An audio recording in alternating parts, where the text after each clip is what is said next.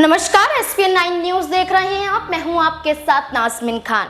उत्तर प्रदेश में 22 जुलाई से शुरू होगा कांवड़ यात्रा और कांवड़ यात्रा के चलते सूबे में एक बड़ा फैसला लिया गया है। सूबे में फैसला लिया गया है कि अब कांवड़ यात्रा के दौरान रास्तों में जितनी भी दुकानें होंगी, चाहे वो ठेले पर हो, चाहे रेहड़ी पटरी पर हो, चाहे दुकानों में हो, इन सभी को अपनी दुकानों के आगे, अपनी रेहड़ी पटरी के आगे नेम प्लेट लगानी पड़ेगी। यानी कि आपको बताना पड़ेगा ये किसकी दुकान है, किसके नाम पर है। यानी कि साफ तौर पर दर्शाया जाए तो कांवड़ यात्रा से पहले ये कदम प्रशासन द्वारा उठाना, योगी पुलिस द्वारा उठाना, ये दर्शाता है कि आप तय करना चाहते हैं कि कांवड़ यात्रा के दौरान जो श्रद्धालु निकलेंगे, अगर उस दुकान पर मुस्लिम नाम नजर आता है तो आप उससे ना तो फल खरीदेंगे, ना ही सब्जी खरीदेंगे, ना ही पानी पिएंगे। यानी कि आप सीधे तौर पर उनका बहिष्कार करेंगे। और अगर यहाँ पर मुस्लिम से अलावा कोई और धर्म के लोगों की दुकान है तो आप वहां पर सीधे सीधे तौर पर उन चीजों का सेवन करते हुए नजर आएंगे। यानी कि साफ तौर पर आप ये देखिए कि कई मामलों में योगी सरकार घिरती हुई नजर आई। एक तो रोजी रोटी पर लात मारी जा रही है, सांप्रदायिक माहौल पैदा करने की कोशिश की जा रही है। दूसरा, एक बार फिर से धर्म आधारित राजनीति की जा रही है। विधानसभा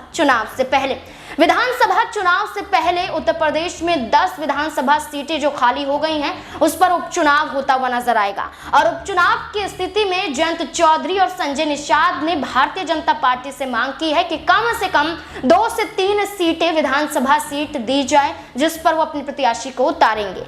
यहीं जयंत चौधरी ने बिजनौर की मीरापुर विधानसभा सीट से नवाजिश आलम को यहां पर प्रत्याशी के रूप में आगे कर दिया है। मुस्लिम कार्ड खेल दिया है जयंत चौधरी ने। और वहीं भारतीय जनता पार्टी कांवड़ यात्रा के दौरान ये बड़े फैसले लेते हुए नजर आ रही है। तो योगी सरकार ना सिर्फ प्रशासन द्वारा लिए गए इस नियम के आधार पर, बल्कि अपनी सहयोगी पार्टियों के आधार पर भी फंसती हुई नजर आ रही है।